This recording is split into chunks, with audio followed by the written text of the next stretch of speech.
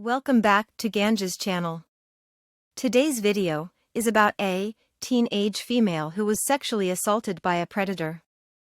After the assault, the man was chased down and beaten by the victim family members.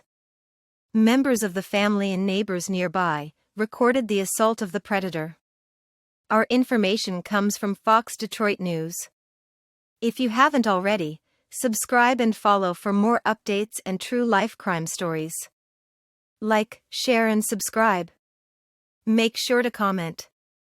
Here, take a look at the video. Now the Detroit Police Department is working on a warrant package to send over to the Wayne County Prosecutor's Office for review. One neighbor who saw the man being beaten up says he's lucky to be alive.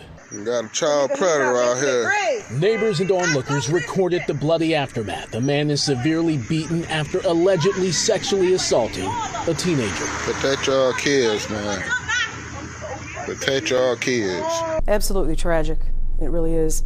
It is affecting a young life and a family, and it's going to definitely take time to heal. Captain Rebecca McKay of the Detroit Police Department says officers took the suspect into custody Tuesday night. I hope you get everything that you deserve. And although police would not confirm it, neighbors who witnessed the beating and those in the video say the suspect knows the victim. It's sad, and it just hurt me so bad. It broke me down that a man would do that. Carmen Witherspoon saw the man beaten up after the alleged assault.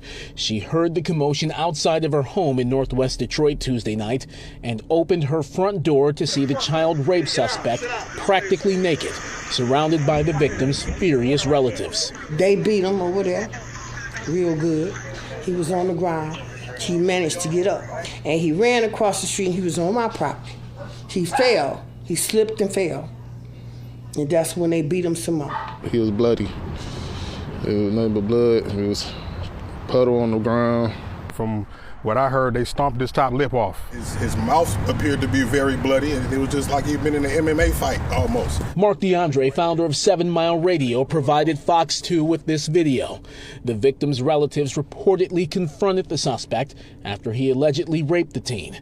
They chased him around the neighborhood and dispensed their own form of justice before calling police once they caught up with him. I'm not mad at the way that it happened, whether it be swift street justice or, through the court systems and the jail systems. I think that we need to raise awareness about this type of situation, because too often they get swept under the rug, and we have a lot of victims, both women, girls, and boys. Sexual assault is a real thing. It occurs at all ages. I would just ask that parents, teachers, advisors, administrators, friends, family, just always keep your eyes open. Listen. If you see something, say something. Obviously report any suspected abuse to the Detroit Police Department. And this suspect is no stranger to Detroit police. There was a warrant out for his arrest for a non-fatal shooting over on the city's east side. As for this rape allegation, investigators are hoping a charging decision is made in the next few days. I'm Randy Wembley, and this is The Edge.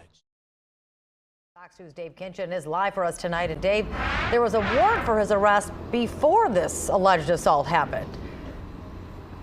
Yeah, that's really one of the big questions tonight. I spoke off camera with the suspect's ex-girlfriend. She said that she hasn't been in contact with him or with him in 3 years, but he still, she says, uses her address as his. She says that she's been asking him to change it, and she, like many others, just totally shocked by all the allegations and charges. Tonight, 37-year-old Kahari Wright is booked on charges of first-degree criminal sexual conduct of a minor, home invasion, and a non-fatal shooting. He's sporting some of the same bruises Detroit police say he got in this beatdown captured on cell phone video. We got a child predator out here. Investigators confirm this is Wright, beaten and bloodied after allegedly raping a teenage girl on Detroit's west side. Police say 12th precinct detectives are investigating the assault on Wright, allegedly carried out by the victim's family. I hope you get everything that you deserve. From what I heard, they stomped his top lip off. And, he had his, his eye hanging out and all of that type of stuff. So basically, street justice was served real swift with this situation. 7 Mile Radio gave Fox 2 this video of the attack. His mouth appeared to be very bloody, and it was just like he'd been in an MMA fight almost. But Fox 2 did some digging and found that Wright had an arrest warrant against him way back in mid-November. So why was he on the streets to begin with? Court records show charges of home invasion, assault with intent to murder, assault with intent to do great bodily harm less than murder, and weapons charges, all from October 29th of last year. Sources say that mid-November arrest warrant could have kept Wright behind bars had he been cuffed and lodged. We asked prosecutors what the heck happened.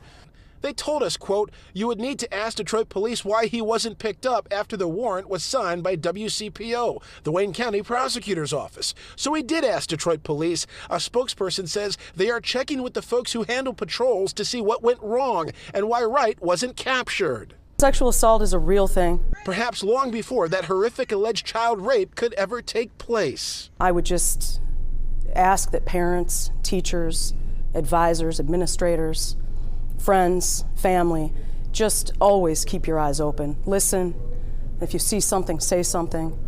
Obviously report any suspected abuse. And tonight, police administration says they still have to get in contact with other folks in the department related to patrols to get us some of the information we're looking for. So we're hoping to connect with them tomorrow and get more information on all of this. Reporting live outside Detroit Police Headquarters, Dave Kinchin, Fox 2 News. Yeah, Dave, I know you did that digging today, and we saw that rap sheet with a little bit of a window of what happened beforehand. You spoke with his friend, his ex, no clue at all about any of that, including the home invasions.